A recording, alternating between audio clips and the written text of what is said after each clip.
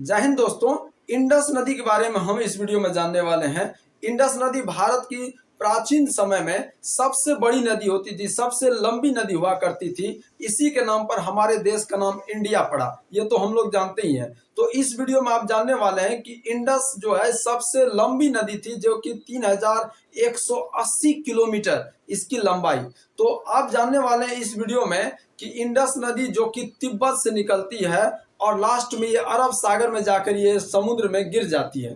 तो ये भारत से होते हुए, पाकिस्तान से होते हुए ये अंत में अरब सागर में गिरती है। इस वीडियो में आप पूरा देखिए तो पूरा इसका रास्ता समझ में आ जाएगा कि इसका सहायक नदी कौन कौन सा है और ये कहाँ से निकलती है और कहाँ पे जाकर के ये डूब जाती है।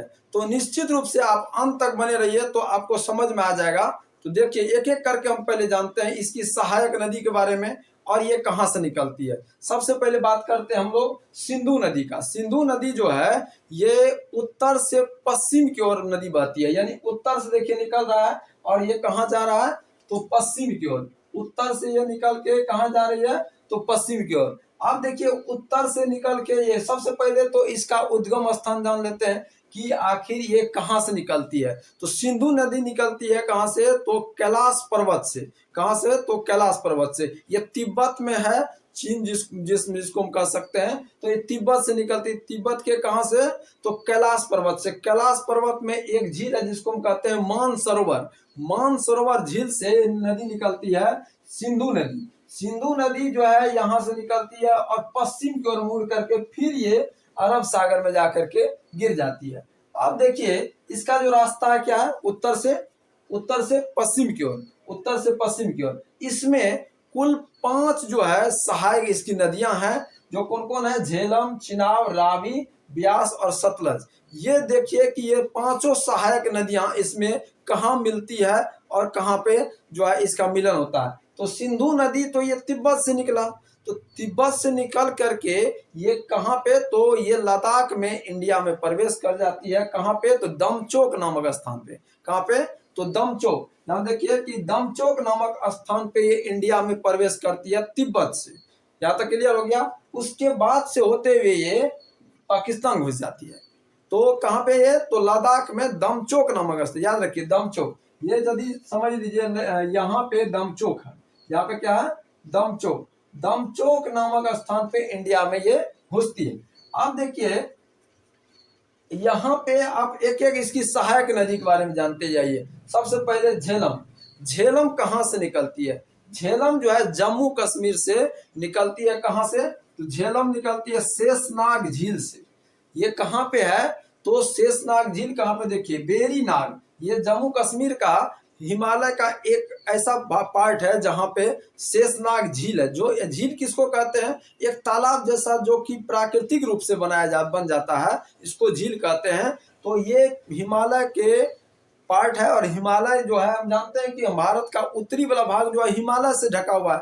तो यहाँ से ये झेलम जो है कहाँ से निकलता है तो शेषनाग झील, इसको हम कहते हैं शेषनाग झील। शेषनाग झील से निकलती है कौन? झेलम नदी। झेलम नदी जो है आगे बढ़ती है और चिनाब में मिल जाती है। कहाँ पे तो चिनाब में। तो चिनाब के बारे में भी जान लीजिए कि चिनाब नदी कहाँ से निकलती है। चिनाब जो है, चिनाब नदी 2 नदियों का मिलन है। एक का नाम है चंद्रा, दूसरा का नाम है भागा। चंद्रा और भागा।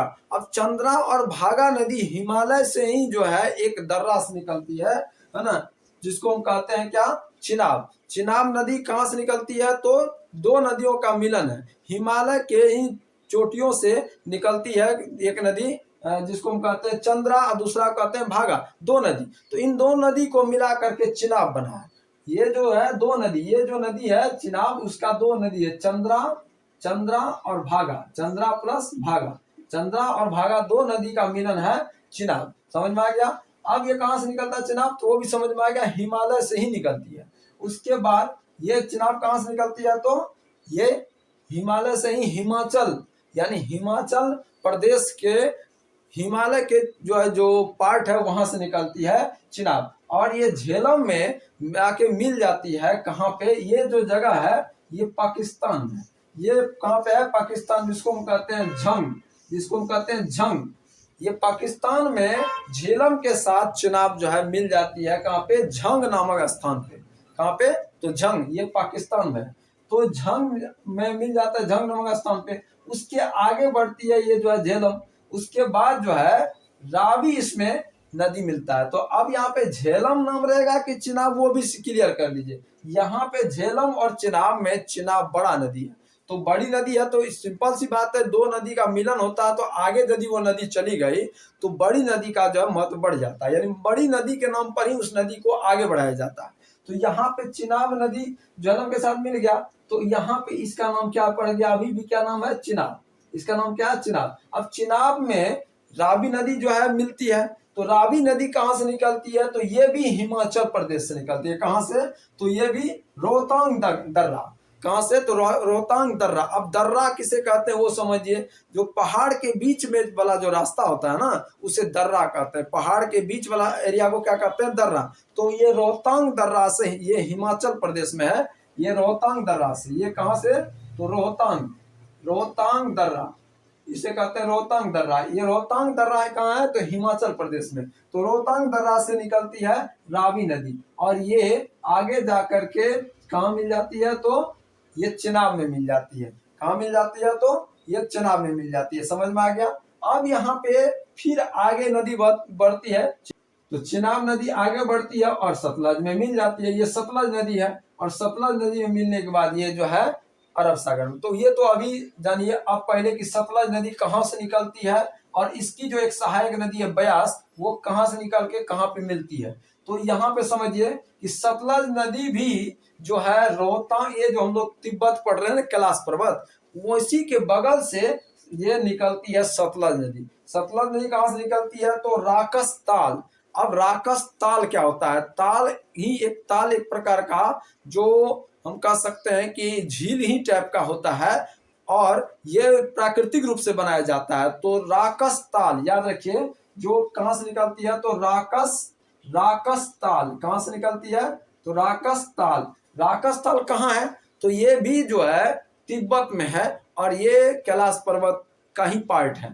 तो राकस ताल से निकलती है कौन? सतलज नदी। और सतलज नदी में एक छोटी नदी जो है, इसकी सहायक नदी है ब्यास मिलती है। ब्यास कहाँ से निकलता है? तो हिमाचल प्रदेश से। ये जो पूरा का पूरा हिस्सा है ना, ये है हिमाचल प्रदेश। ऊपर जो आप देख रहे हैं झेलम, बस झेलम को याद रखिए, जम्मू कश्मीर। बाद बाकी चिनाब, रावी, ब्यास, ये सब हिमाचल प्रदेश। तो ब्यास नदी कहाँ से? तो ये निकलती है कहाँ से? तो ये निकलती है हिमाचल प्रदेश के, जिसका नाम है ब्यास कुंड। ये एक कुंड से निकलती है जिसका नाम है ब्यास कुंड।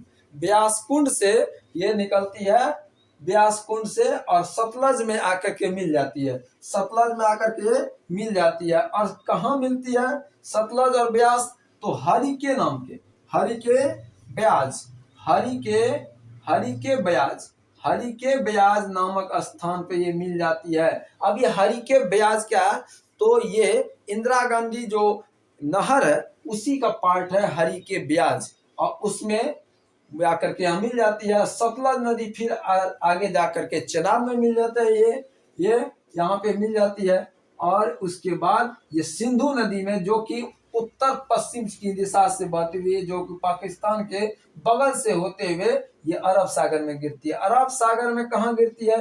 तो कराची के एकदम ये पूरब हिस्सा में, कराची के पूरब, कराची है पश्चिम में, और पूरा बड़ा हिस्सा अरब सागर में जाकर के ये सिंधु नदी मिल जाती है। तो आपको निश्चित रूप से समझ में आ गया होगा कि सिंधु नदी और उसकी जो सहायक नदी है, ये कहाँ पे जाकर के निकलती है और कहाँ से जाकर के ये खत्म हो जाती है। तो ऐसे ही वीडियो देखने के लिए मेरे चैनल को आप सब्सक्राइब कर लीजिए, ज़्यादा से ज़्यादा वीडियो को शेयर कर दीजिएगा। Thank you so much. जय हिंद।